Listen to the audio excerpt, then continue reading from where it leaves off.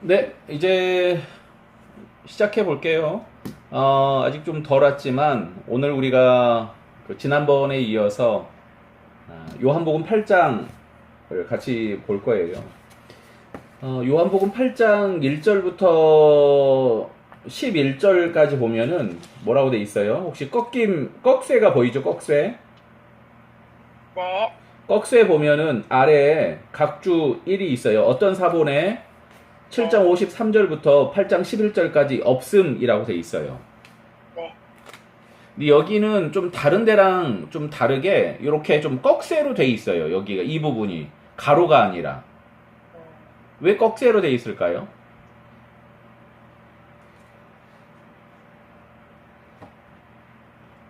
생각해 봤어요?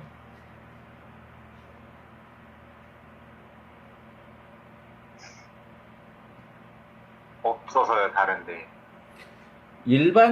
그냥 없는 게 아니라 오래된 사본들에 이게 없어요. 이 내용이. 그래서 이게 꺽쇠예요. 목사님, 7장 53절이요? 네, 요한복음 7장 53절부터 아, 8장 네. 11절. 음, 그래서 오히려 없는 게 더 권위 있을 수 있다라는 생각으로 꺽쇠를 해놨는데 또 이 부분이 여기 있으므로 또 요한복음의 안에 담겨 있는 의미가 되게 완성이 되는 게 있거든요.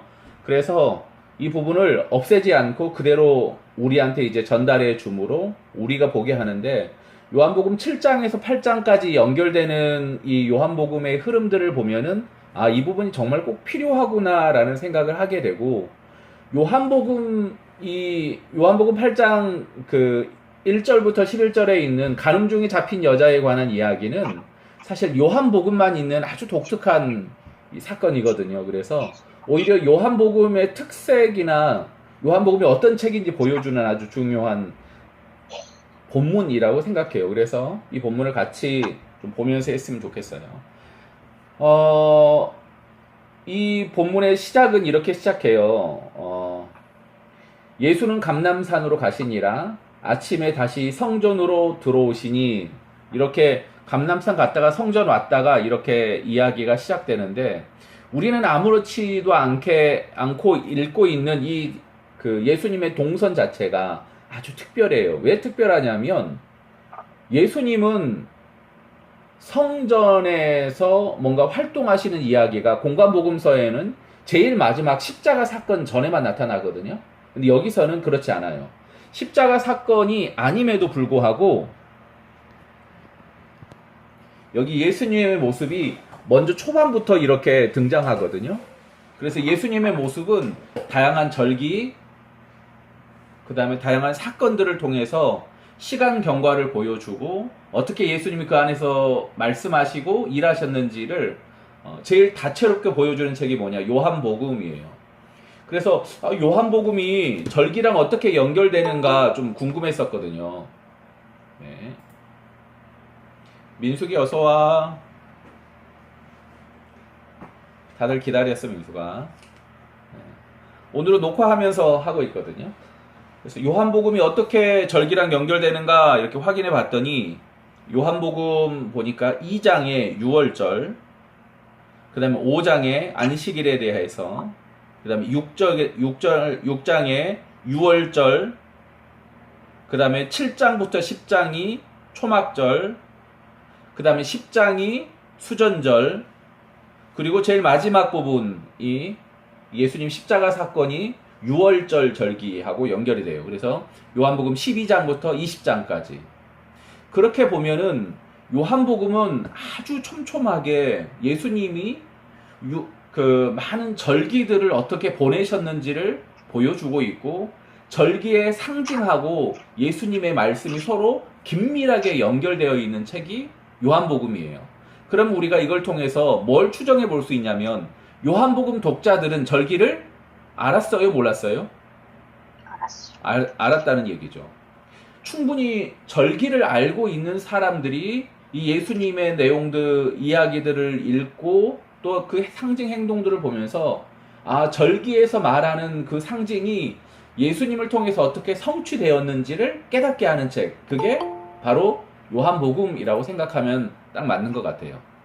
그래서 절기와 요한복음 다시 한번 반복해서 얘기 드릴게요. 민영이 어서와. 2장에서는 6월절, 5장에서는 안식일, 6장에서는 6월절, 그 다음에 7장에서 10장 초막절, 그 다음에 10장에 수전절, 그 다음에 12장부터 20장까지 6월절, 이렇게 연결이 돼요. 그래서 많은 절기들을 이해하는 게 중요하고요. 특별히 요한복음 7장에서 10장은 그 예수님께서 절기하고 어떻게 연결되는가, 이 박정식 교수의 이 논문 중에 이런 게 있더라고요. 그래서 이분은 어떻게 봤냐면 7장부터 10장까지 예수님의 초막절에 하셨던 일들은 첫 번째는 초막의 성취, 두 번째는 물의 성취, 세 번째는 빛의 성취, 이렇게 해서 세 가지 성취와 예수님의 생활을 이렇게 연결을 했어요. 여기에서 그래서 초막절을 조금 설명하고 그리고 좀 본문을 좀 더 들어갈게요. 초막절, 제가 계속 초막절 그 다음에 나팔절 이런 얘기를 계속 했었는데 이야기해봐야 별로 우리한테 감동이 없잖아요. 그래서 실제로 찾아봤어요. 그랬더니 너무 안타깝더라고요. 지난주에 우리가 지난주 월요일이 로시 하샤나라고 그래서 유대인들의 새해예요. 지난주 월요일이. 그래서 이날은 새해 행사를 해요.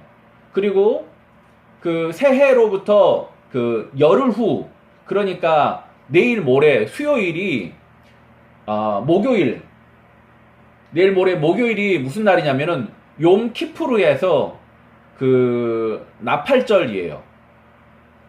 새해에서부터 그래서 이 나팔절과 열흘 후에 나팔절을 하는데 이 새해 행사는 사실 유대인들한테 좀 거룩한 행사예요.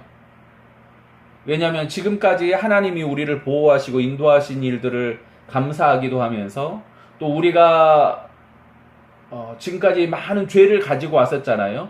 그 죄들을 하나님 앞에 회개하고 그 회개한 죄들을 하나님이 나팔절을 통해서 선포하면서 하나님이 우리의 모든 죄를 다 사해 주셨습니다라고 선언하는 때가 언제냐? 욤 키푸르라고 말하는 나팔절이에요.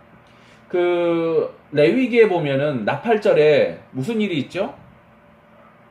혹시 나팔절에 특별히 하는 일이 있어요.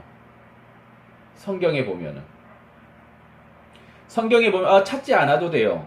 이 레위기 16장이 나팔절에 관한 내용인데 레위기 16장 보면은 레위기 16장은 레위기 전체의 정중앙이라고 해요. 제가 볼 때는. 그래서 레위기 정중앙에 있는 이 내용이 뭐냐면은 하나님이 우리의 모든 죄를 사해 주시고 새롭게 출발하는 날, 이게 나팔절이고 그때 대제사장이 지성소에 들어가는 날, 이 날이에요. 그러니까 우리가 가장 많이 하는 오해들 중에 그런 거 있잖아요. 대제사장이 지성소 들어갈 때 방울 달고 들어가고 잘 오해라고 그랬었죠. 네. 왜냐하면 지성소에 들어갈 때는 아무것도 걸치지 않은 상태에서 들어가는 거거든요.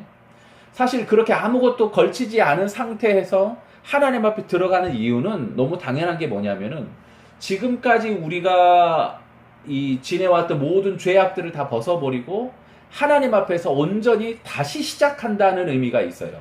그리고 거기 갔다 와서 다시 의복을 입고 하나님 앞에서 이제 본격적으로 또 다시 삶을 시작하는 날, 이게 나팔절이에요. 이게 목요일이에요. 그 다음에 다음 주 화요일이 수꽃이라고 그래서 다음 주 화요일이 무슨 날이냐? 우리나라 추석이고요. 유대인으로는 여기 장막절이에요. 장막절, 수장절이라고 부르는데 왜 수장절이라고 부르냐? 사실 저는 수장절 이걸 무슨 의미인지 몰랐어요. 수장절, 왜 수장절인 줄 알아요?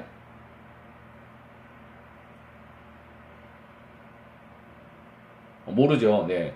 수장절 의미는 수확해서 저장하는 절기. 여름 실과를 수학해서 저장, 수장이에요. 수장절이라고 불러요. 초막절은 왜 초막절이냐? 초막을 짓는 거기 때문에 초막절이라고 그래요. 초막은 언제 지었냐? 광야에서 뭘 지었어요? 광야에서? 장막! 장막을 지었죠. 네. 광야에서는 장막이었는데 여기서 뭘로 지어요? 초막으로 짓는 거예요. 이게 은혜인 거예요, 이미. 그러니까 그 사람들이 초막 안에 살지만 하나님이 우리를 광야의 장막을 지나 초막으로 인도하여 주셨다. 이게 초막절이에요. 그래서 또 다른 말로는 장막절이라고도 하죠. 그러니까 이게 장막절이냐, 초막절이냐, 수장절이냐, 이 세 개가 다 의미 있게 부르는 거예요.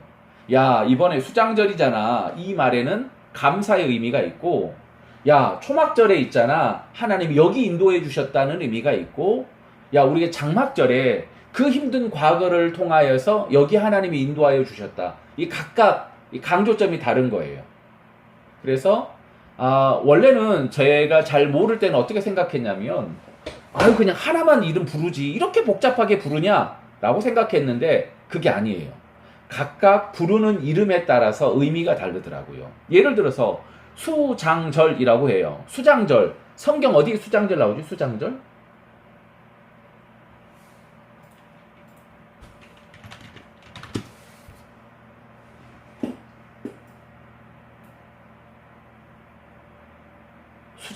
수장절.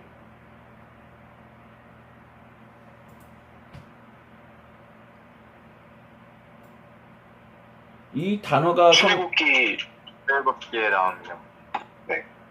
13장이랑 34장에 나오네. 두 번 나오니 몇 번 나와? 수장절이라는 단어로? 2번 나와요. 2번밖에 안 나와?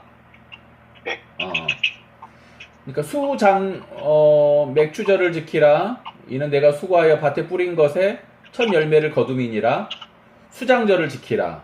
그러니까 사실 여기 보면은 앞에를 맥추절이라고 하니까 그 다음에는 수장절이라고 해서 여기 농사의 절기하고 연결하는 모습을 볼 수가 있는 것 같아요. 그치? 그러니까 농사하고 연결이 된다. 그럼 수장절이라고 보는 게 맞고, 하나님이 우리를 인도하여 주신 과거 광야에 포커스를 둔다. 그러면 장막절이라고 그러고, 여기 축복의 땅으로 하나님 우리를 인도하셨다. 초막절이라고 부르는 거지. 지금 목사님. 네? 맥주절이 수장절이에요? 네. 죄송해요. 몰라서 물어봤어요. 아니, 맥추절이 수장절이 아니라 맥추절 다음에 수장절이라고 부른다고. 맥추절은 77절이라고 하고 오순절이라고도 하고. 근데 근데 어? 77절, 오순절의 차이도 그런 관점의 차이인가요? 뭐 농사나 이런 감사나 이런 의미로. 그러니까 종교와 농사를 나누어서 보았을 때인 거잖아요. 사실 이게. 그러면은 77절, 오순절도 이게 어떤 게 종교적 의미고 어떤 게 농사적 의미인지 볼 수 있어요. 맥추절이라고 그러면 맥추잖아 그야말로. 그런데 오순이 뭐로부터 오순이야? 이거 50 아닌가요? 6월절로부터 50일이잖아. 네. 그러니까 이건 훨씬 더 이 광야 생활에 관한 의미가 있을 것 같고, 앞에 맥추절이라고 그러면 벌써 이건 돌아와서 이 농사적인 의미에 좀 더 포커스를 두는 것 같아요. 저는 맥추절이 77절인지 몰랐었어요. 네, 77절이에요. 네. 맥추절은 또 다른 의미로는 초실절이라고도 해요. 초실절. 그래서 처음 거두는 곡식이라고 그래서, 여름 곡식을 거둔다 그래서 수장절 이렇게도 얘기해요. 그럼 목사님, 저희가 맥추감사원금이랑 추수감사원금 하잖아요. 네. 그럼 맥추절 때가 77절인 거고, 네. 추수감사원금 낼 때가 장막절, 수장절인 거예요. 대신 하는 거지. 그러니까 의미가 그렇게 서로 이렇게 맨투맨이 되는 건가요? 네. 네. 그러니까 현대 현대에서 맥추감사절이 의미가 있느냐 이걸 가지고 고민을 많이 했었거든. 그런데 그 의미라고 그러면 현대에서 추수감사절이 의미가 있느냐 다시 생각해 봐야 되는 것 같아. 그래서 사실 어떻게 생각하냐면 맥추감사절을 7월 1일이니까 1년의 정중앙에 있는 날 하나님 앞에 감사하는 의미, 마치 수요 예배를 드리는 것처럼 우리가 얘기할 수 있지 않을까라는 생각을 해보지만, 또 한편으로는 성령 강림 사건을 포커스를 두고 성령 강림절로 드리는 것이 또한 목회적인 의미로 도움이 되지 않을까라는 생각을 해봐. 많은 절기들이 필요한데 절기는 행사가 되면 안 되고, 이 항상 우리가 교회 많이 다니니까 잘 알잖아요. 성탄절이 행사가 되면은 그야말로 웃고 떠들다가 사라지고 예수님이 없는 행사가 되는 거잖아요. 근데 교회에서 사실은 우리가 그렇게 할 때가 되게 많죠. 될 수 있으면 절기의 진짜 의미를 찾고 그 의미를 살릴 수 있는 행사를 진행하도록 하는 것. 이게 중요한 것 같아요.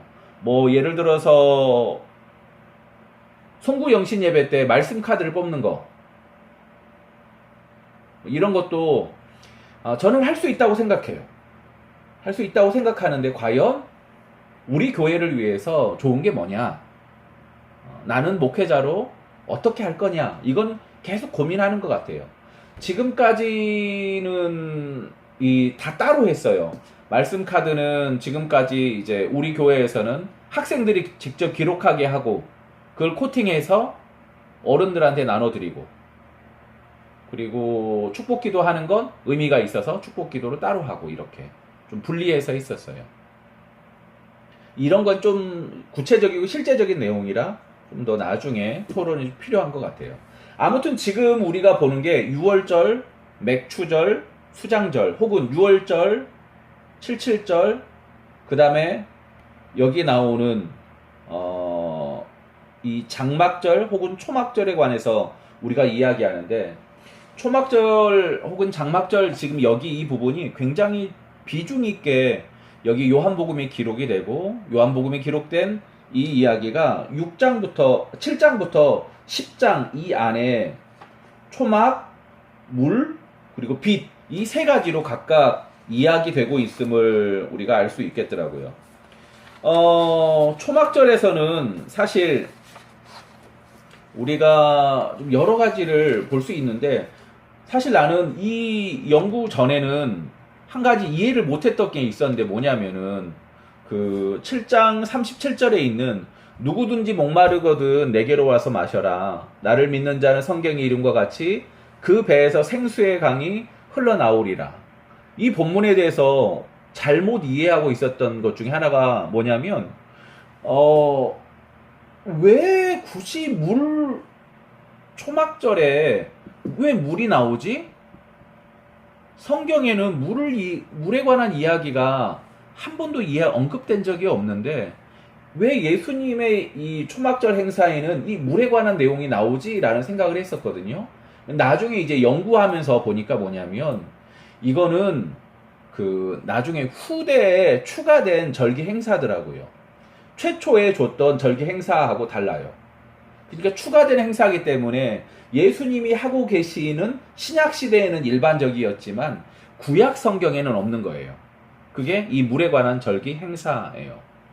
일단 초막절 의식을 보면은 노동이 금지돼요. 그 다음에 첫날과 마지막 날은 안식일로 지켜요. 그리고 일주일 동안 이렇게 하고, 일주일이 끝난 다음 날 제8일 곧 마지막 날은 성회로 큰 모임이나 축제로 지킨다라고 생각하면 돼요.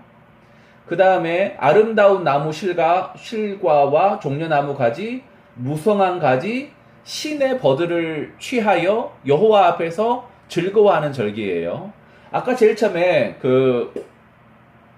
새해인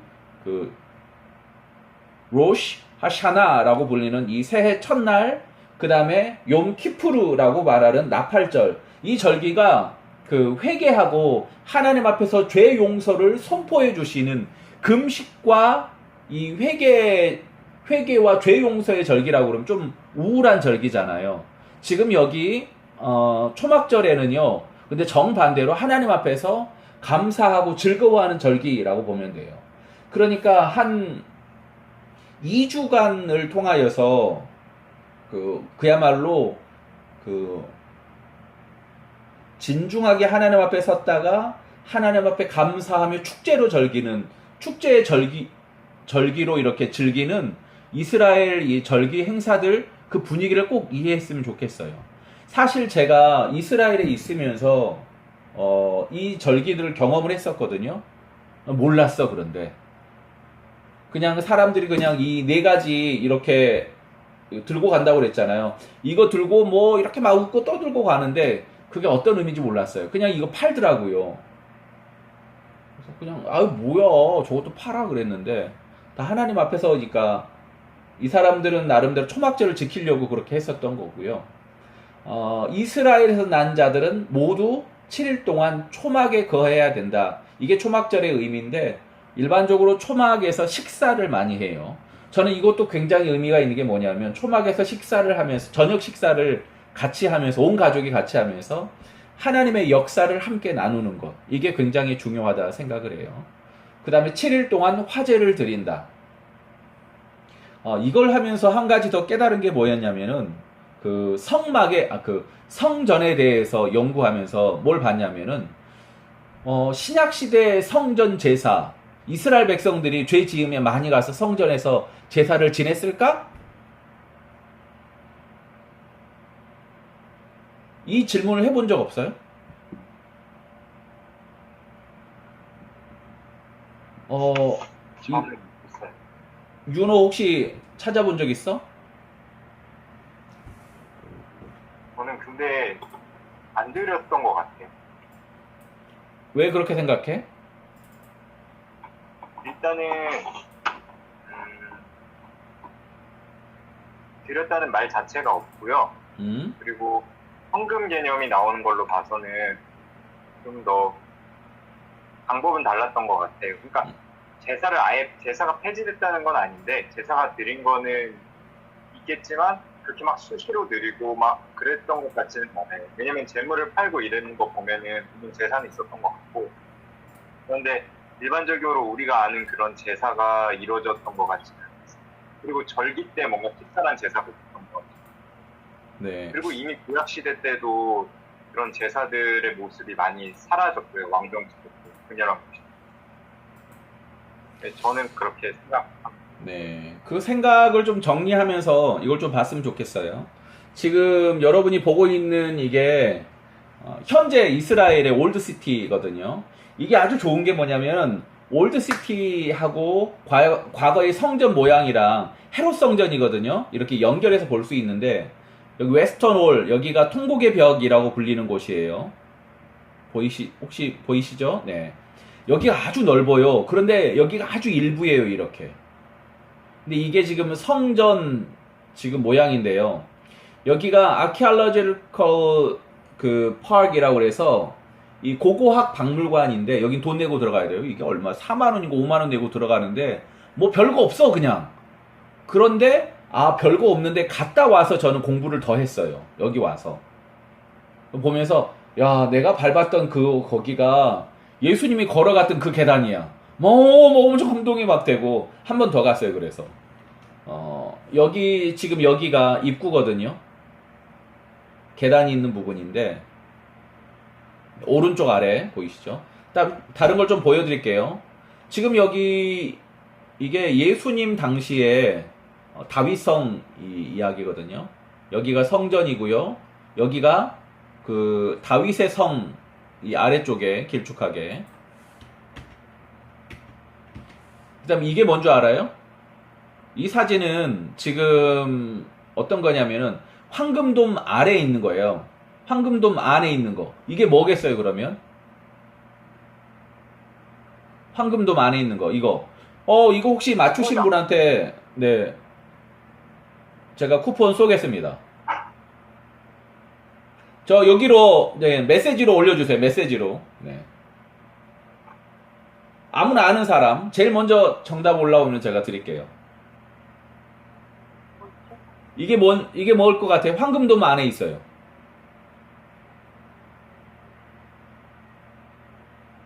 돌판, 지성소 유적, 베드로 반석, 난리 났네.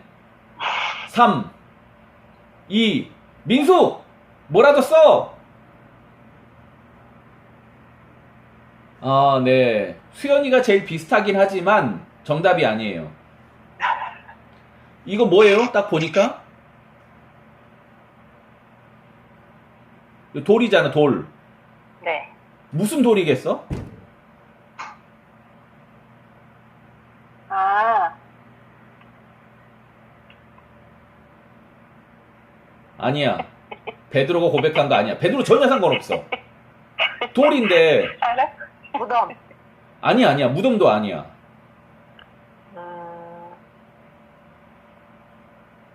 아, 전혀 모르나?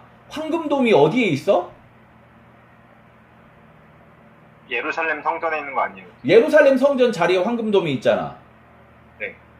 애주 너는 갔다 와도 모르냐? 어이구. 이삭을 제물로 그래. 이삭을 제물로 바쳤던 모리아 산의 돌로 추정되는 돌이 이거야. 아, 베드로의 반석? 이게 비슷하다고 했던 이유가 뭐냐면 베드로의 믿음의 고백을 반석이라고 얘기하잖아. 네 고백이 위해 내가 교회를 세우겠다라고 하잖아. 근데 이 바위라는 이 의미랑 연결이 돼, 사실은. 그 베드로의 고백이. 그리고 베드로란 이름 자체가. 그런 의미에서 베드로는 이 바위라고 생각하면 돼. 아브라함의 믿음의 고백처럼. 아무튼 여기가 지금 성전 앞에 있는 여인의 뜰 들어가는 계단이거든요, 이게. 지금 우리가 보게 될 가늠한 현장에서 잡힌 여자 있잖아요. 그 잡힌 여자에 관한 내용이 바로 여기서 펼쳐지는 거예요. 이 앞이 성전 문이고, 그리고 이 아래 성전 번제단이 있어요. 이 안쪽을 제사장의 뜰이라고 부르고, 여기는 여인의 뜰이라고 불러요. 제사장의 뜰이라고 부르는 이유가 뭘까? 제사 드리는 곳이 제사장의 뜰이야. 그런데 거기는 아무나 못 들어가요. 누가 들어가냐? 제사장, 그리고 제사를 드리는 사람들만 들어가요. 문제는 뭐냐면 1년에 딱 한 번 일반인들한테 개방이 돼서 제사장이 아닌 일반인들이 번제단에 물을 붓는 예식이 있어요. 일주일 동안. 이게 바로 장막절이 펼쳐지는 거예요. 그러니까 그 말을 뒤집어 보면 무슨 말이냐면은 장막절이 아니고서는 일반인들이 번제단 앞에 가는 일이 없었다는 거예요. 그 말은 일반인들은 번제에 참여하지 않았다. 예수님 시대에는. 이렇게 되더라고요. 그래서 예수님 시대에 장막절을 연구했더니 예수님 시대에 제사에 관한 내용이 정리가 되더라고요. 혹시 여기서 질문이 있으면 질문해 주세요. 사실 이 내용을 제가 이렇게 정리해서 이야기하는데 아직 조금 아리까리한 게 있어요. 왜냐하면 크로스 체크를 해야 되거든요. 근데 일반적으로 이 질문을 하는 사람이 없어요. 예수님 시대의 제사에 관해서. 그런데 예수님 시대의 장막절에 관해서 조사한 것들은 있어서 확인해 봤더니 예수님 시대의 장막절에 유일하게 그 물두멍 그리고 번제단 앞에 일반인들이 출입했었다라고 얘기를 하더라고요. 뒤집어 보면은 일반인들은 그 전에는 가지 못했다 이렇게 보면 돼요.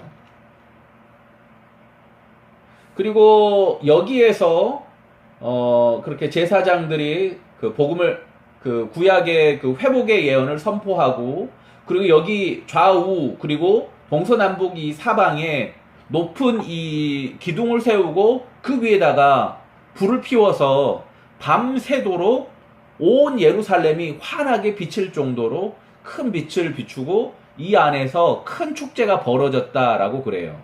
그래서 이 그 유대인들이 자기들끼리 하는 내용 중에 무슨 말이 있냐면 물을 깃는 기쁨을 맛보지 못한 사람은 일생 동안 기쁨을 보지 못한 사람이다. 이렇게 얘기해요. 그러니까 물 깃는 기쁨을 맛보지 못한 사람은 일생 동안 기쁨을 모른다라고 말할 정도로 이 사람들 안에 이 초막절 안에 물 깃는 이 행사, 그리고 물 깃는 행사 제일 마지막에 나오는 그야말로 마지막 그 8일째 되는 날 성회로 했다고 그랬잖아요. 그때는 그 나이든 되게 그 평상시 되게 엄숙하고 거룩해 보이는 그 사람들이 춤을 추면서 하나님 앞에서 그렇게 뛰노는 행사가 있었는데, 이 행사를 어떻게 보냐면은 다윗이 여호와의 궤가 그 성전으로 이렇게 예루살렘으로 왔을 때 그 춤추면서 이렇게 찬양했던 것처럼 여기에 나이든 사람들도 이 앞에 이 그 계단 앞에서 밤새도록 하나님을 찬양하며 춤추는 행사가 이때 벌어진다고 그래요. 이게 장막절 일주일 지난 다음에 그 저녁부터 밤새도록 있는 거예요. 언제까지? 그래서 언제까지 있냐? 그러면 그 뭐지? 닭이 울 때까지 그렇게 진행된다고 그래요. 그렇게 보면은 지금 방금 내가 했던 표현 중에 닭이 운다라고 그랬잖아요. 그러니까 예수님께서 베드로에게 네가 닭이 3번 울기 전에라고 말했을 때 그 의미 자체가 이렇게 연결되는, 절기를 시작하고 절기 동안 진행되고 절기가 마무리되는 이런 행사들 가운데 뭔가 선포되고 이야기되는 거랑 연결된다. 이걸 우리가 좀 기억했으면 좋겠다 생각을 해요. 그러니까 절기를 모르면 요한복음을 잘 모르더라고요. 요한복음은 절기를 알아야 이해할 수 있어요. 특별히 이제 이 아래 보면은 아까 봤던 이 성전에서도 특별히 그 성전 내부의 모습이거든요. 아까 성전 큰 이 마당까지 다 들어간 게 말고. 목사님 혹시 질문 하나 해도 될까요? 해도 돼요. 그러면은 예수님께서 성전 정화하시잖아요. 그럼 거기는 어느 지역이에요? 성전 정화는요, 잠시만요. 이쪽이라고 그래요. 여기. 이방인의 길로 알고 있습니다. 네, 여기 이따가 나오거든요. 잠시만요.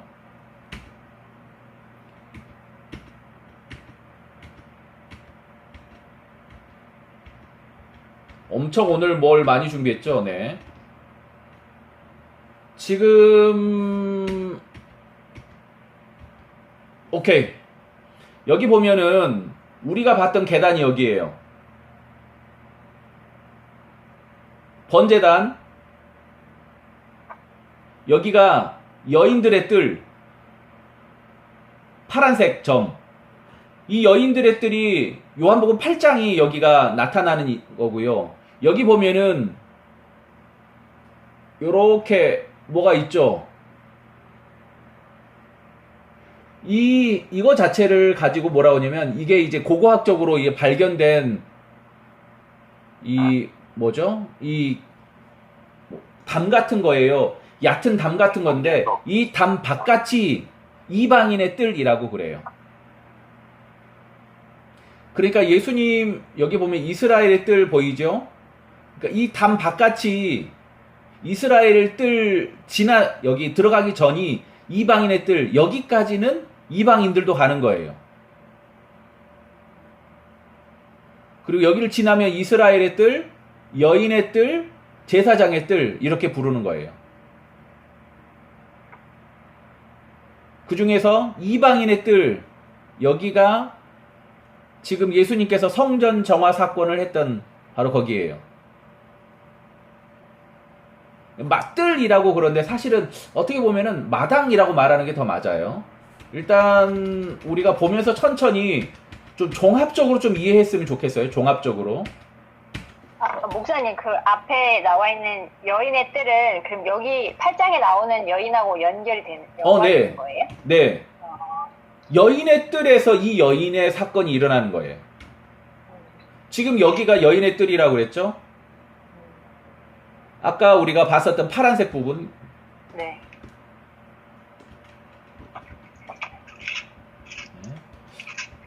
이렇게 한번, 네, 여기가 여인의 뜰이에요. 이쪽이 동문이에요. 동문이라는 말은 무슨 말이냐면 이쪽이 요렇게 오면은 여기가 감람산이 있다는 얘기예요. 올리브 마운틴. 여기가 안토니아 요새라는 게 있어요. 왜 여기 요새가 있냐면 이 사람들이 명절에 엄청나게 많이 오잖아요. 몇만 명이 와요. 그러니까 이 작은 좁은 곳에 몇만 명이 온다는 얘기는 군중이 운집하고 이때 사람들이 뭔가 민족적인 정서가 발휘돼서 폭동이 일어날 수가 있어요. 그래서 여기에서 항상 여기 성전 내부를 다 감시했었어요. 사실 이 일이 지금도 있어요. 유대인들이 지난번에 그 총으로 쐈잖아요. 그 시위대들. 그게 왜 그러냐면은 그 무슬림들 명절에 엄청나게 모이거든요. 황금돔으로. 그때 시위가 일어날 수 있는데 그 시위대를 향해서 발포를 하게 됐었어요. 되게 과격해지기 시작하니까. 아까 봤던 그 성전 내부는 여기고요. 네. 여기 다시 한번 볼게요. 여기 보면은 여기가 이렇게 가깝지 않아요. 이방인의 뜰은 원래 훨씬 더 멀어요. 여기 보이시죠? 그래서 이스라엘의 뜰, 이방인의 뜰, 여인의 뜰, 여기 안쪽에 제사장의 뜰, 이 건물이 성소, 그 안쪽이 지성소 이렇게 보면 돼요. 아까 여기 계단 보이시죠? 여기가 그 계단이에요. 여인의 뜰.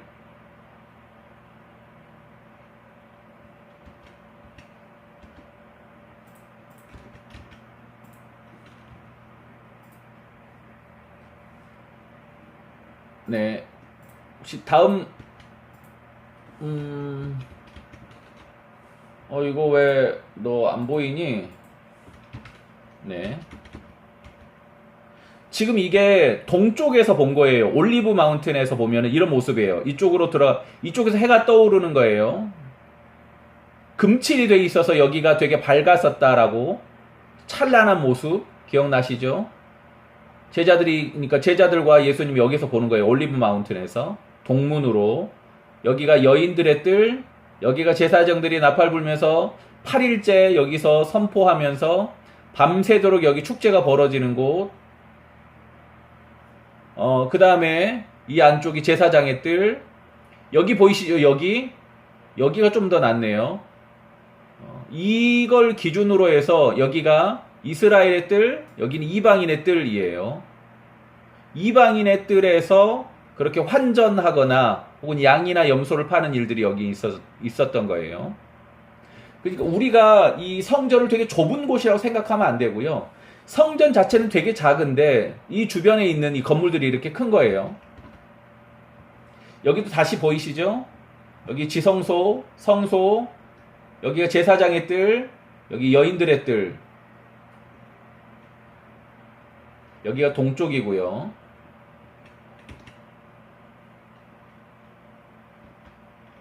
여기 보면은 뭐 축구장 크기랑 이게 비교해 놨는데 축구장 크기보다 더 커요. 한 2배에서 4배 정도 크다고 하는데 사실 실제로 보면은 그러니까 이거 자체가 이 두 개를 합한 게 그렇고 아까 그 성전 산에 있는 그건 훨씬 더 큰 거죠. 우리가 보고 있는 건 전부 다 헤롯 성전 기준이에요.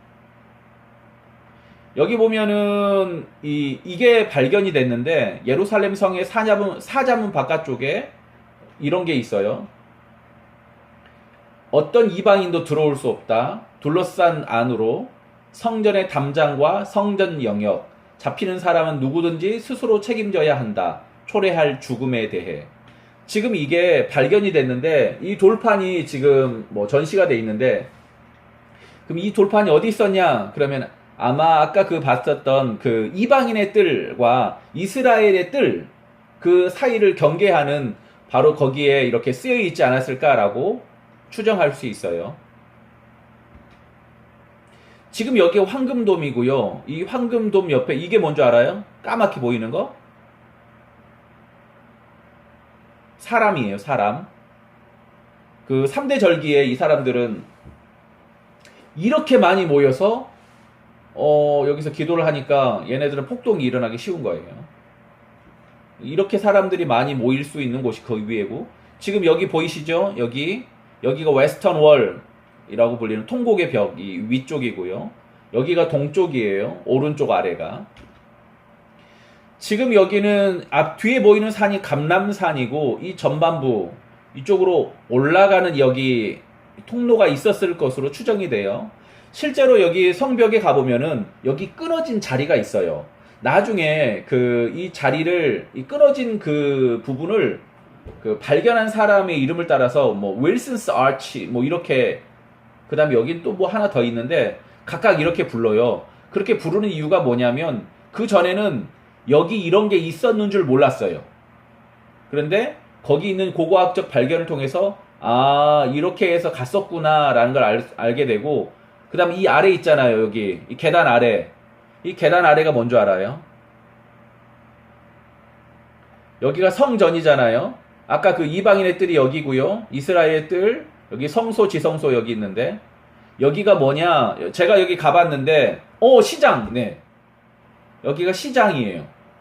그래서 이 안에 가게들이 있더라고요. 제가 유민이 않고 여기를 지나갔었어요.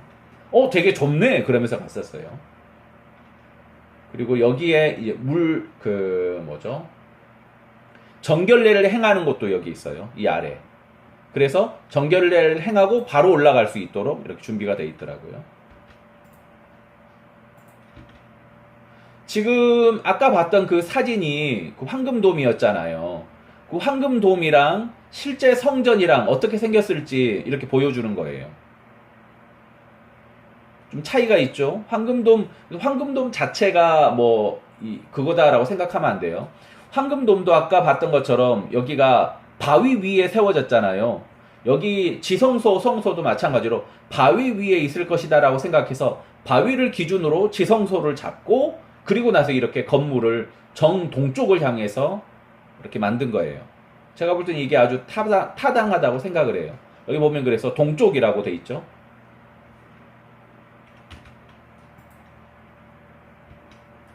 여기는 지금 가면은 이 계단을 걸을 수가 있어요. 아까 얘기했던 그 돈 내고 들어가면. 알아야 감동이 있지, 모르고 가면은 그냥 깨진 계단이라고 생각해요. 학교에서는 이런 걸 안 배우죠. 지금 여기 가면은 이거 깨진 폐허만 이렇게 보이거든요. 여기 보면은 shops on wall이라고 그랬잖아요. 아까 이 계단 아래에 여기가 가게가 있다고 그랬죠. 이 가게가 여기 있어요. 그 다음에 여기 올라가는 계단 아까 옆에서 봤죠. 지금 가보면은 여기 위에 이거 보이세요? 오른쪽 위에 이 계단 이 부분을 지금 가면 볼 수 있어요. 그래서 그 발견을 통해서 계단이 있었을 것이다 라고 추정했고, 이 앞에 떨어져 있던 그 돌들이 있거든요. 지금 여기 돌들 보여요? 지금 여기 보이는 이 돌들은 예수님 당시에 있었던 돌들이에요. 그러니까 AD 70년에 예루살렘 성이 무너지면서 이 위에 많은 돌들이 쏟아져 내렸는데 다 드러내고, 그리고 나서 보니까 지금 이렇게 있는 것들, 그 상태 그대로 지금 유지하고 있는 거예요.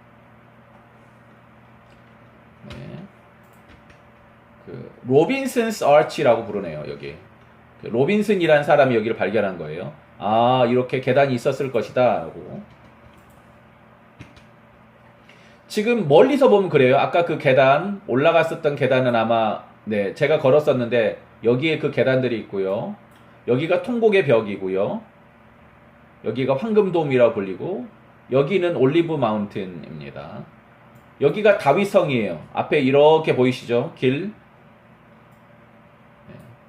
이게 의미 있는 이유는 지금은 사실 이게 굉장히 많이 개발이 돼서 이게 어떤 모습인가 잘 몰라요. 그래서 오히려 옛날 사진을 보면은 훨씬 더 다윗성에 가까울 수 있고요. 여기가 그 실로암 여기에요. 그래서 나중에 수전절에 물 떠서, 실로암에서 물 떠서 여기로 가는 거예요. 꽤 먼 거리예요.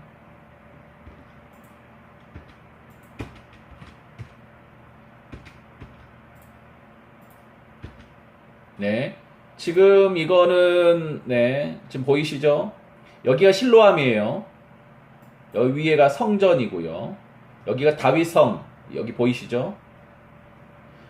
실제로 가보면 다윗성이 되게 깜짝 놀랄 만한 게, 그렇게 작을 줄 몰랐어요. 여기 히스기야 터널을 통해서 540m인가 530m 터널을 파서 실로암 성 내부로 이렇게, 그다음에 여기가 성전이에요.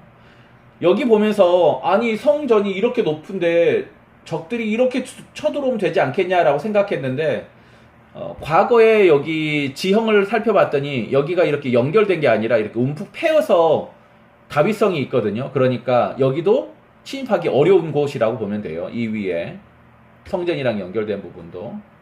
아까 그 폐허처럼 보이는 계단 있잖아요. 여기 이 계단이에요. 아까 봤던 로빈슨스 아치가 여기 있고요. 실로암 스트릿이라고 그랬는데 여기 이쪽으로 내려가면 여기가 실로암이 있고, 여기 보면은 그 초막절에 사람들이 여기에서 실로암에서 물을 떠다가 성전으로 들고 가는 것, 이 길로 아마 가지 않았을까 생각을 해보는 거예요. 아유, 죄송해요. 여기가 현재 이제 위성 사진인데, 이게 아마 70년대, 80년대 아마 이 위성 사진이랬다. 그 공중 사진을 찍은 것 같은데, 지금 너무 개발이 돼서 이런 모습을 보기는 좀 어렵고요. 아주 이게 좋고요. 여기가 실로암, 이렇게 올라가는 길을 따라서 성전으로 들어갔다. 이건 빼고. 네. 여기가 지금 황금돔이 보이는데, 아까 봤던 계단이 여기에요. 오른쪽에 계단이 보이죠? 여기 옆에 산이 보이죠? 여기가 감람산. 지금 옆에 여기가 벳바게라고 그래서 예수님이 그 저주했던 그 무화과 나무가 있는 곳. 여기 있습니다. 이게 아까 그 들고 갔었던 4가지 식물 이거예요. 이걸 들고 지금도 거기 통곡의 벽 앞에서 행사를 해요. 솔로몬 성전의 크기, 헤롯 성전의 크기 좀 비교해 보세요. 솔로몬 성전이 뭐 크고 아름다웠었다라고 하는데, 사실 헤롯 성전에 비하면 굉장히 작죠. 지금 현재 이스라엘이고요. 이건 지형이에요. 여기 이렇게 움푹 패이고 여기 올라가면 여기가 감람산이에요. 감람산이 여기보다 더 높아요. 네. 네, 여긴 아까 다윗의 도시라고, 다윗 시대의 도시가 이 정도고요. 여기가 성전 있는 곳이고, 예수님 당시에 다윗성의 크기가 이 정도 돼요. 그 다음에 여기 혹시 이거 보이시나요? 여기 위에 지금 제가 마우스로 포인트 하는데 여기가 골고다예요.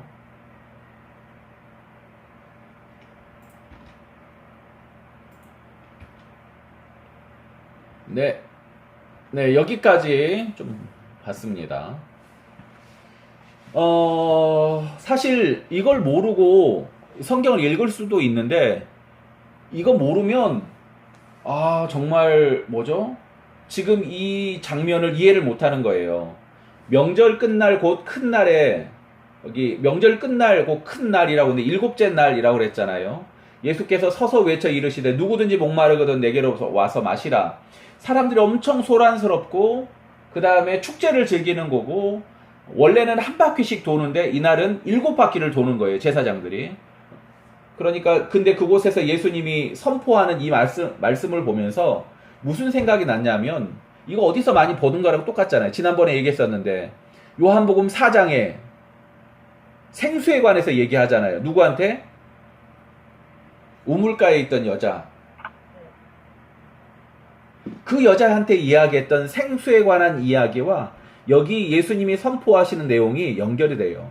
근데 여기 이 선포에서 사실 좀 주의 깊게 봐야 될 게 뭐냐면, 이 선포를 지금까지 우리는 성령 강림에 관해서라고 그냥 일반적으로 해석하고, 지금도 전통적으로 이걸 성령에 관해서 해석한다고 그래요. 요한복음 7장 37절 38절 지홍이가 읽어줘.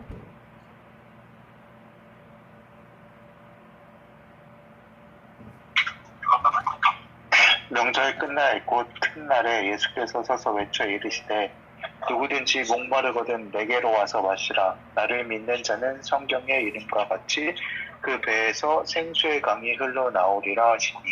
아멘. 아멘. 이걸 성령, 오순절 성령 강림이 아니라 무슨 그 이후에 있는 그 성령이 우리한테 이렇게 임할 것이다라고 해석하는 모습들을 되게 많이 봤어요. 그러니까 교리적으로 볼 때 이 본문은 성령에 관한 이야기가 맞아요. 그런데 지금 이 본문이 과연 성령에 관해서 말하는 거냐라고 물어본다 그러면 이 본문 자체가 성령에 관해서 말하는 것 같아요? 혹시 기억나요? 그 요한복음 3장에서 4장으로 연결되는 그 이야기를 우리가 같이 했었는데 그 거듭나다라는 단어가 위로부터 오다라는 의미였잖아요. 두 가지 의미가 있었잖아요. 그래서 거듭나야 합니다. 라면 위로부터 와야 합니다. 성령 강림이라고 생각하고 있는 바로 이 본문도 어떻게 보면요. 누구든지 목마르거든 이라고 연결되는 3장과 4장과 연결된다. 지용이가 아주 딱 목마르네. 딱 마셨네. 그러니까 이 이야기가 그냥 단순히 성령이 그렇게 임할 것입니다 라는 본문으로 해석하면 안 된다고 생각해요.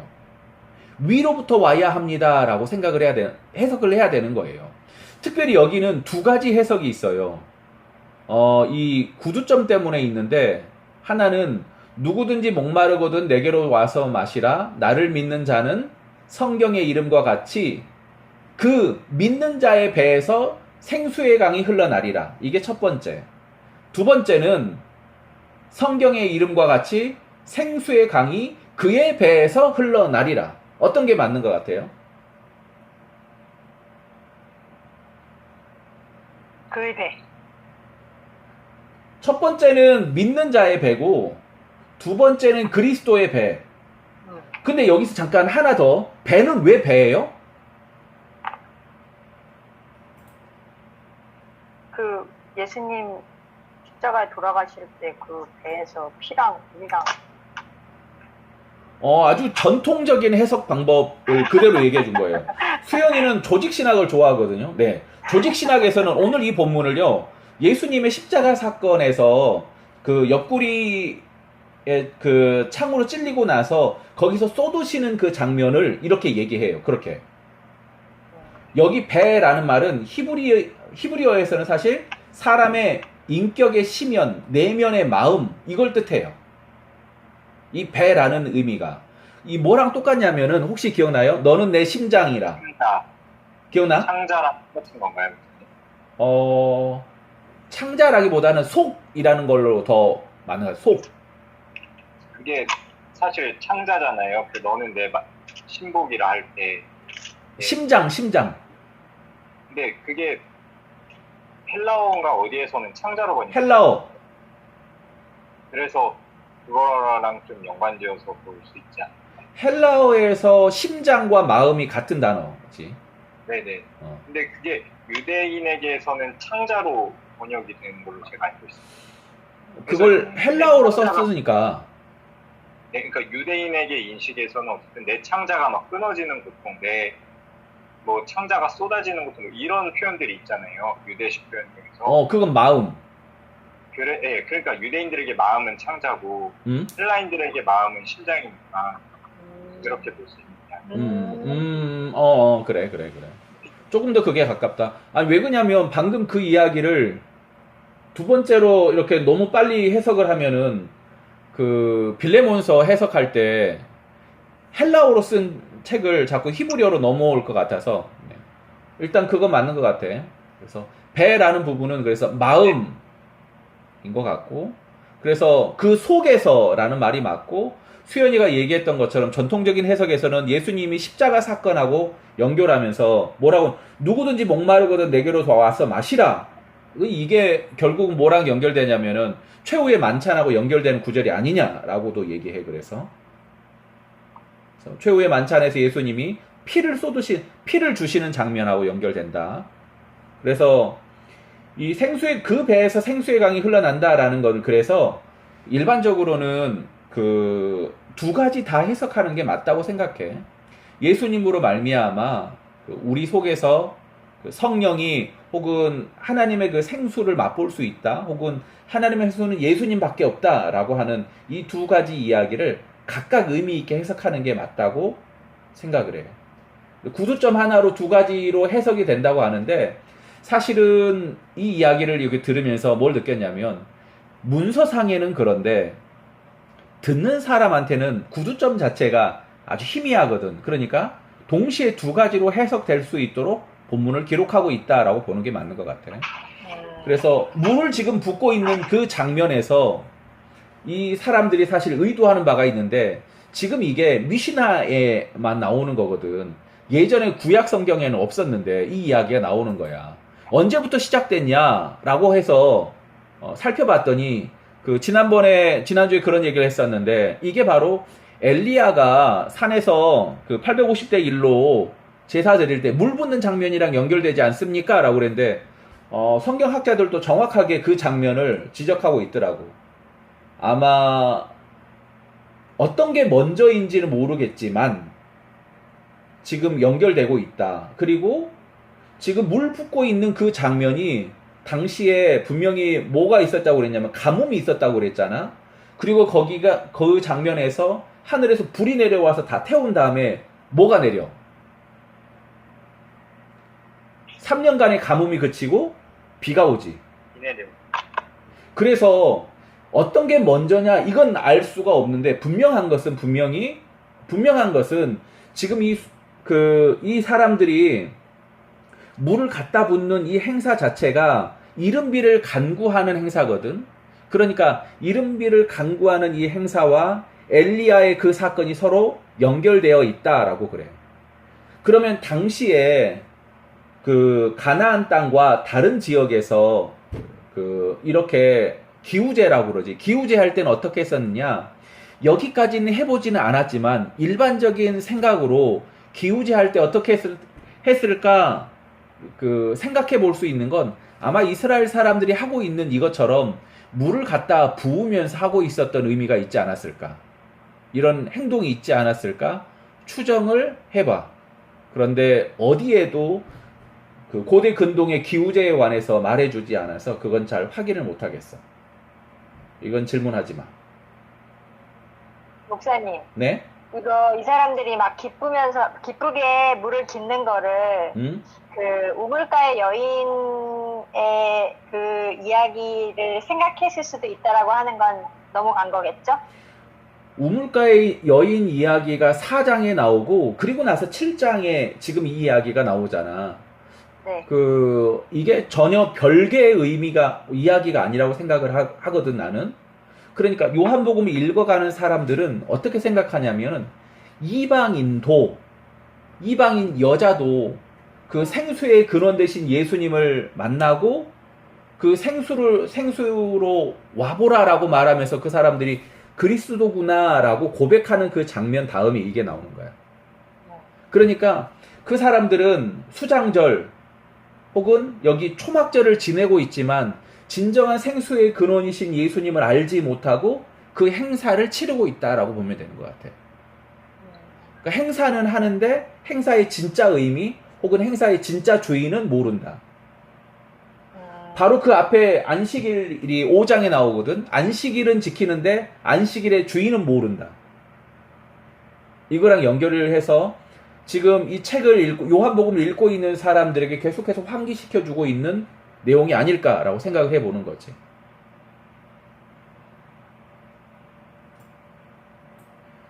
요한복음에서 그래서 오늘 이 본문은 반드시 성령으로만 이해해서는 안 되고, 그래서 그 배에서 생수의 강이 흘러나온다. 이거 자체가 하나님의 영으로 생각하는 게 더 맞는 것 같고, 요한복음 3장, 4장 연결하면서 하늘에서 흐르는 물, 그러면서 정중앙에 뭐가 있었냐면은 세례가 있었잖아.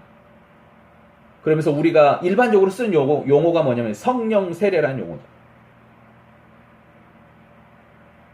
지금 여기 본문도 그래서 그냥 단순히 이건 세례 받아야 됩니다. 성령을 충만해야 됩니다. 예수님으로 우리가 성령을 받을 수 있습니다. 라는 내용보다는 3장, 4장을 읽어온 사람들에게 니고데모 이해처럼 우물가의 여인 이해처럼 우리 안에 세상 속에 우리 안에 있는 더러운 것이 아니라 하나님의 영이 우리 안에서 나온다. 이게 어떻게 가능하겠어? 하나님이 하늘에서 주심으로 우리 안에서 생수가 흘러나올 수 있다. 이렇게 이해가 되더라고. 그러니까 사람의 속에 죄악이 가득한데 하나님의 영이 나온다? 이건 불가능한 거지. 사람의 속에서 죄악이 있으면 죄악이 나오는 건데 하나님이 우리 안에 계심으로 하늘의 영, 하나님의 영이 우리 안에서 흘러나오기 시작한다. 이 본문은 그래서 조금 더 신학적이고 조금 더 본문을 중심으로 한 접근이 필요한 본문인 것 같아요. 혹시 질문 있으면 질문 받을게요.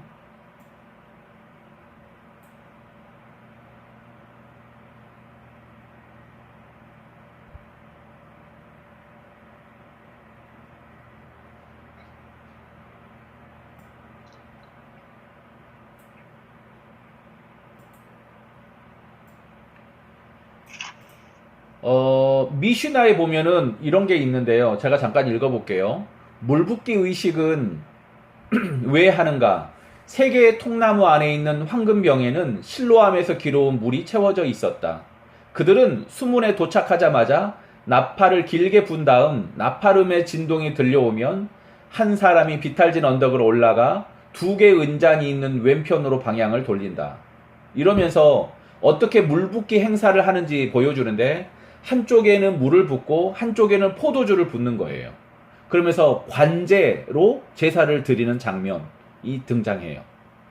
그러니까 우리가 그 관제와 같이 내가 부음이 되었다라고 말하던 이 바울의 고백도 어떻게 보면은 지금 여기 초막절을 조금 더 이해해야 이해할 수 있는 고백이 아닐까 생각을 해봐요.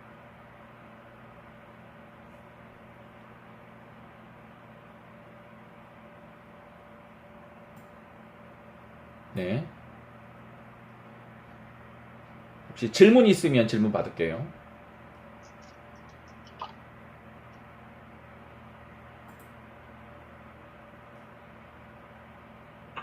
선생님, 제가 질문이 있는데요. 네. 아까 처음에 저희 할 때 요한복음을 읽는 자들이 절기에 대한 이해가 있을 거라고 말씀을 해주셨잖아요. 네. 저도 그 부분에 대해서 동의는 하는데 이제 궁금한 거는 대부분 이 당시에는 이방인들로 인해서 교회가 더 많이 세워졌을 것 같고, 비록 헬라파 유대인들이라 하지만 이 헬라파 유대인들이 절기에 대한 이해가 있는지도 좀 저는 불확실한 생각이 들어요. 뭐 바나바 같은 경우야 워낙 좀 유배를 났으니까 그랬는데, 어쨌든 질문 드리고 싶은 거는 이들이 과연 유대인만큼 절기를 알았을까? 이거를 읽는 독자들이 이런 생각이 좀 들고요.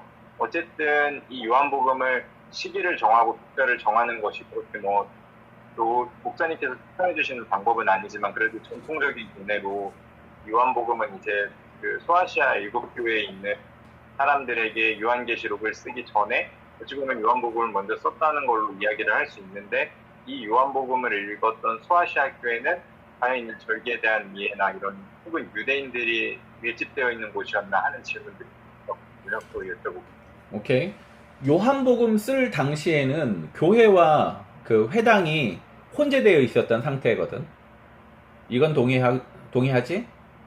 교회와 회당이 혼재되어 있었다라는 말은 그들이 회당 안에서 유대인의 절기에 대해서 잘 알 수 있었다로 바꿔 쓸 수 있을 것 같아. 특별히 초기에 바울이 그 복음을 전할 때 경건한 이방인들이라고 말하는 그 경건한 이방인들 자체가 유대교 회당에 출석하던 이방인들이었기 때문에 그들 안에 이 지식이 충분히 있었다라고 생각해 보는 것 같아요. 그 다음에 한 가지 좀 더 나아가서 절기를 이렇게까지 염두하면서 요한이 기록하고 있는 이유가 뭘까? 오히려 나는 이게 우리의 질문이 돼야 되지 않을까 생각을 해봐요. 왜 요한은, 그러니까 그 전까지는 사실은 절기, 6월절 절기는 딱 한 번 나오거든, 십자가 때. 요한은 왜 이렇게 많은 절기들을 품고 요한복음을 읽게 했을까? 반대로 절기를 모르면 잘 이해할 수 없는 예수님의 이미지들, 왜 이걸 기록했을까? 왜 이렇게? 이 질문을 좀 해봐야 될 것 같아요. 수연이?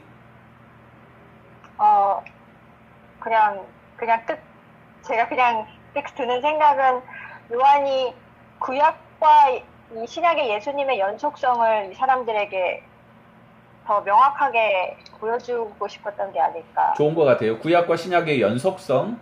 그래서 구약을 통하여서 예수님이 이 땅에 오셨다라는 중요한 이 메시지가 분명히 요한 당시에 필요했던 것 같아요. 하지만 그렇게 보면은 구약과 신약의 연속성으로 치면 사실 마태복음이 훨씬 더 강해요. 그쪽은 가능하지만 조금 더 약하고, 그 다음에 윤호? 절기. 저는 오히려 그냥 유대 그 사고를 이해할 수 있었기 때문에 더 풍성하게 입체적으로 쓰고 싶었지 않았을까 하는 생각이 있습니다.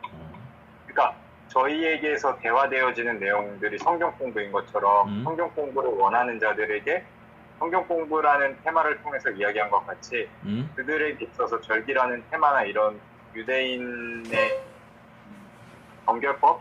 사실 정결법도 모르면 안 되잖아요, 요한복음에서. 그래서 그런 것들 유대법에 익숙하지 않았을까, 그 사람들이. 그렇기 때문에 그걸로 이야기하지 않았을까. 그냥 마치 저희가 관심 있어 하는 거를 자주 이야기하는 것처럼. 그런 생각이. 오케이. 지용이?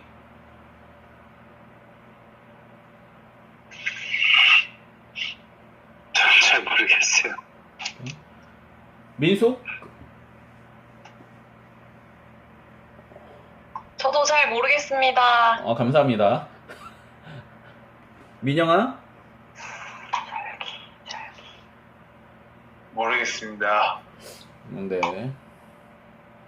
사실 잘 모르는 게 정답이에요. 왜냐하면 요한복음 안에 그렇게 담겨 있는 걸 추정만 할 수 있지, 사실 우리는 잘 모르는 게 맞는데, 일단 절기라는 게 어떤 의미가 있는지, 사실 이번에 초막절을 이렇게 준비하면서 뭘 이제 느꼈냐면, 초막절은 왜 지켰나 라는 걸 생각해 봤어요. 초막절을 왜 지켰죠? 초막절은 다른 게 아니라 하나님께서 역사 안에서 우리 안에 어떻게 행하셨고, 현재를 살아가는 우리가 과거에 역사하셨던 하나님을 기억함으로 앞으로 어떻게 우리가 살아갈지에 대해서 결단하는 시간이 바로 절기라고 생각하거든요.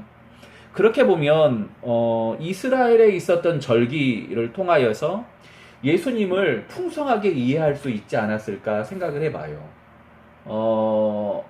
지금까지 과거에 하나님이 해주셨던 이 절기들 명령을 보면은 단순히 그냥 과거에 머물고 옛날에 좋았지 이걸로 끝나는 게 아니거든요. 지금 사는 이 땅에서 어떻게 하나님이 주시는 은혜를 우리가 누리고 있는지 감사하면서 또 앞을 준비하고 결단하게 하는 시간이 절기였다고 그러면, 예수님의 모습도 이스라엘 역사를 통해서 하나님이 어떻게 우리를 인도하여 주셨고, 또 그 하나님의 놀라운 역사가 이스라엘에서만 머물지 않고 지금 우리에게까지 연결되고, 또한 마지막 종말을 사는 우리가 어떻게 예수님을 믿고 또 준비할 수 있을지에 대해서 말하고 있지 않는가라는 생각을, 훨씬 더 종말론적인 좀 포커스를 두고 이야기하고 싶다 생각을 해요.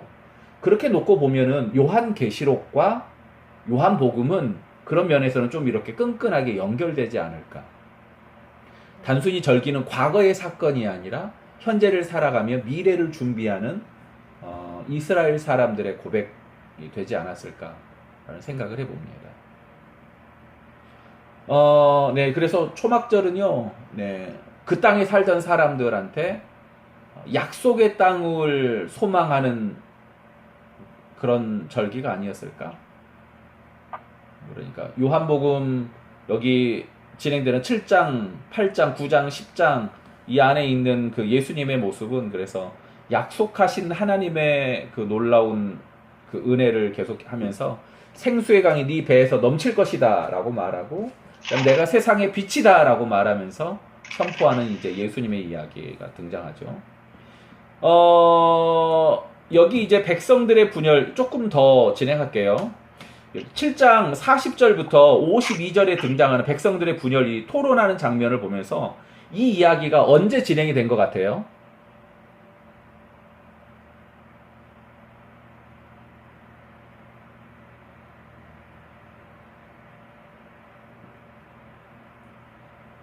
절기상으로. 행사 다 끝나고 그러니까 초막절 끝나. 초막절 다 끝난 다음에 그 아까 얘기했던 그 여인의 뜰에서 있는 축제 중간에 혹은 그 축제 전에 이런 일들이 있지 않았을까 라고 추정해 볼 수 있어요.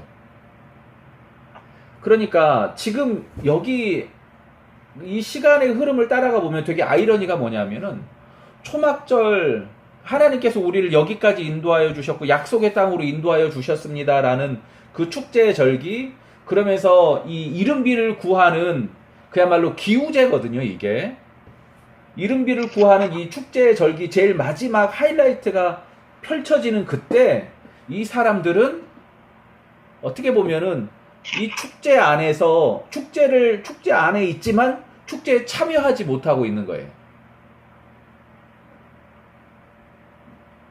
가장 기쁜 곳에 있지만 이 사람들은 기뻐하지 못하고 오히려 토론하고 예수를 죽이려고 하는 모습을 보면서 이 사람들의 양면성을 보고, 그 다음에 누가복음 15장에 있었던 그 잃어버린 아들에 관한 비유가 아마 지금 그 형의 모습이 지금 이 사람들의 모습과 연결되는 그런 모습이 아닐까라는 생각을 해봅니다.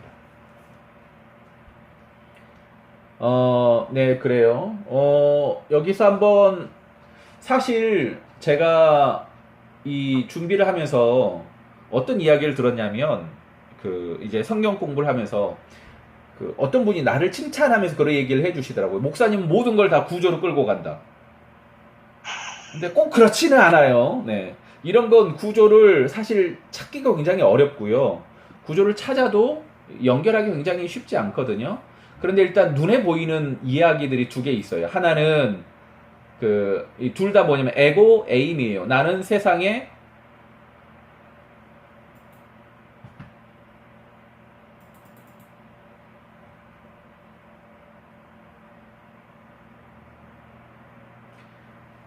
네, 에고 에임인데, 네, 앞에, 네. 그 뒤에서 보면은 나는 세상이 빛이다 라고 말하는 이 세상이 빛 부분하고, 그 다음에 앞부분에 생수의 근원이다 라고 말하는 이 예수님의 이 자기 선포하고 서로 연결된다 생각하는데, 왜 그러냐면, 아까 얘기했던 이 초막절 제일 마지막 날, 물을 붓는 행사가 있었고, 그 행사가 끝나면 그 해 지고 그때부터 이제 큰 밤샘 파티가 벌어지는데, 그때 4개의 큰 빛을 그 횃불을 세우는데 온 예루살렘을 다 비출 정도니까 어느 정도 됐냐 봤더니 그 20규빗 정도 되더라고요. 제가 기억하기로는 높이가 20규빗 정도 되는 횃불을 그 사방에다 네 기둥으로 세우고 거기에 불을 지폈다라고 그래요. 그리고 그 불 아래서 밤새도록 축제를 벌였다. 그러니까 앞에서는 그 누구든지 목마르거든 내게로 와서 마시라, 생수의 근원 되신 예수님. 그 다음에 뒷부분에서는 내가 세상의 빛이다 라고 말하는 예수님의 그 모습이 각각 이 초막절 그야말로 하이라이트에 펼쳐지고 있고, 그 정중앙에 있는 이야기가 백성들의 분열을 통해서 예수를 어떻게 죽일까 논의하는 장면, 그리고 가늠한 여인을 통해서 이제 이 사람들이 예수님 앞에 책 잡고자, 고발할 조건을 잡고자 하는 장면, 이렇게 각각 연결되고 있어요. 그리고 좀 더 이렇게 봐보니까 7장 앞에 보면은 유대인들이 예수님을 죽이려고 찾았는데 그것 때문에 예수님 예루살렘에 안 가겠다고 말하는 장면. 그 다음에 8장 제일 마지막 부분에 보면은 유대인들이 돌로 예수를 치려고 하는 장면, 그게 등장하고요. 예수님의 기원에 대해서 7장 14절부터 가르치고 있고, 그 다음에 8장 31절부터 아브라함을 통해서 예수님의 기원에 대해서 진정한 자유가 뭔지 얘기하고 있어요. 네, 그렇게 구조를 살펴볼 수는 있는데 사실 이 본문에서는 그렇게 큰 구조는 잘 모르겠고, 아까 얘기했던 누구든지 목마르거든 내게로 와서 마시라라고 하는 말씀과 뒤에 있는 내가 세상의 빛이다라고 하는 이 두 가지 사건이 확실히 연결되고 있음을 우리는 축제를 통해서 절기를 통해서 알 수 있는 것 같아요. 그리고 그 절기 중간에 있는 가늠 중에 잡힌 여인에 관한 이야기는 그래서 초막절 혹은 이 이른비를 강구하는 이 사람들의 축제 한가운데 펼쳐진다라고 생각하면 이해가 좀 더 쉬울 것 같아요. 여기까지 네, 오늘 하면 좋을 것 같아요. 네, 오늘 발표를 못했는데 다음 주에 발표를 해줘야 될 것 같아요. 오늘 봤던 것 중에 그 성전에 관한 것들 혹시 네 제가 이거 묶음으로 해서 제가 단톡방에 올려놓을 테니까요. 네, 좀 이거 혹시 하나씩 가는 거 아닌지 모르겠네. 한번 믿음으로 던져요. 놀라지 마요. 오케이, 묶음으로 올라갑니다. 네, 30장 네, 봤어요. 네, 구글링해서 열심히 퍼낸 거니까 잘 썼으면 좋겠어요. 감사합니다, 목사님. 네. 혹시 질문 있으면 질문 받겠습니다.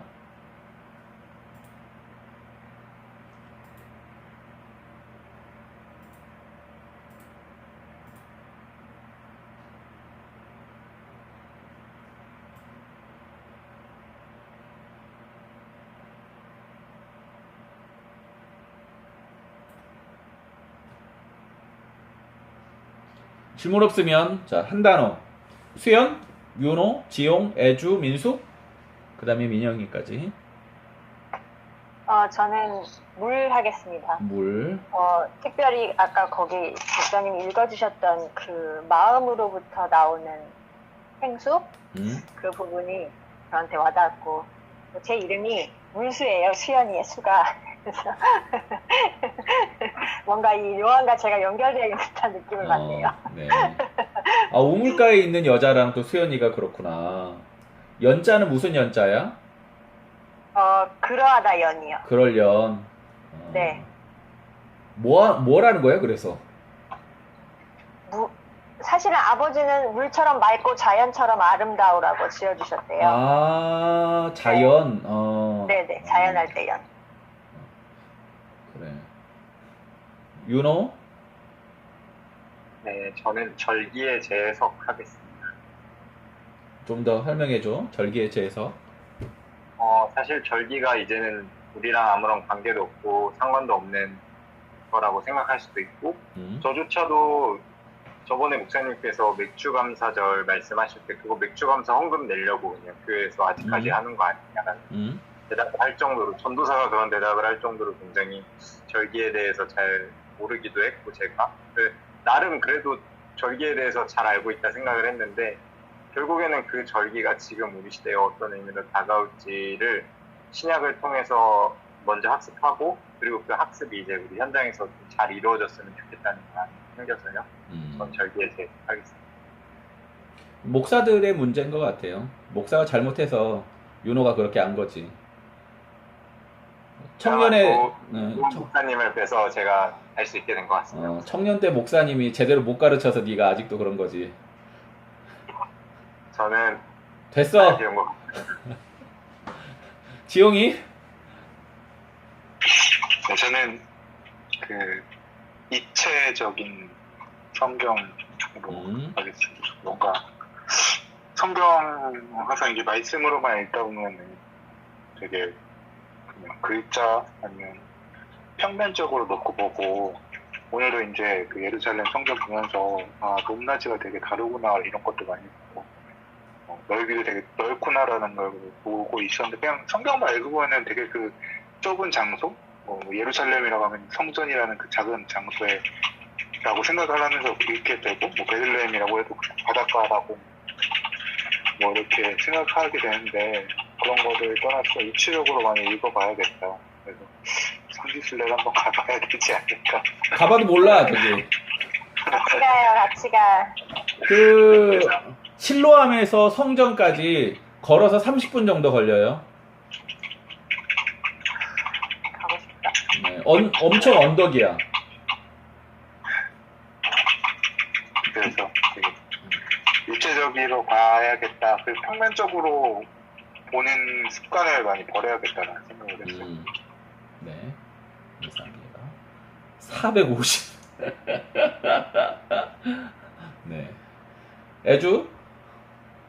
네, 저는 나누기 전에 너무 오늘 죄송해요. 계속 왔다 갔다 해가지고. 괜찮아. 아니, 오빠가 갑자기 와서 저를 너무 괴롭히는 바람에. 네.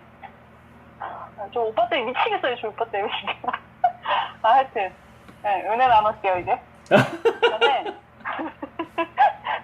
저는 아까 목사님 말씀하셨던 하나님의 역사를 나눈다라는 말이 인상이 남았고, 왜냐면 그 절기 설명하시면서 사실 그 날은 하나님이 어떻게 그 역사 가운데 어떻게 행하셨는지에 대해서 나누는 거잖아요. 그게 메인이잖아요. 근데 내 인생에 하나님이 어떻게 하셨는지 그 역사를 좀 다시 한번 되돌아보고 하나님 하신 일들을 기억하는 거 중요하다라는 좀 생각했습니다. 네. 민수?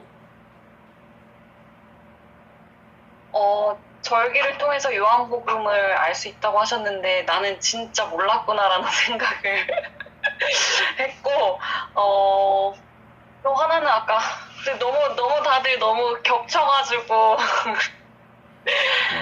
저도 좀 절기에 대해서 생각해 본 것 같은데, 과거에 하셨던 하나님의 일들이 지금 현재 나에게 어떻게 이루어지고 있고, 그걸 통해서 미래를 어떻게 준비하고 소망해야 하는지를 아까 목사님 잠깐 말씀하셨는데, 그게 지금의 삶에 굉장히 필요한 자세가 아닐까 생각이 들었습니다.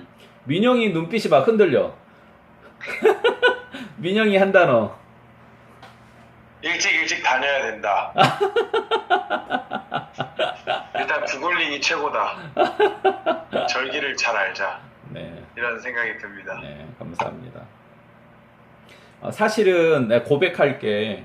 나도 이 요한복음 8장을 절기를 내가 초막절을 잘 모르는 것 같아서 연구하면서 안 게 아까 얘기했던 요한복음 안에 이렇게 많은 절기들이 있었구나를 알고, 그 다음 이 절기 모르고 내가 지금까지 요한복음 읽었던 게 얼마나 헛되고 헛된 건지 다시 한번 좀 본 것 같아요. 아직도 공부할 게 많다 생각을 해봅니다. 네, 오늘 여기까지 하겠습니다. 감사합니다. 감사합니다, 목사님 목사님. 그 날짜 정해야 되는데.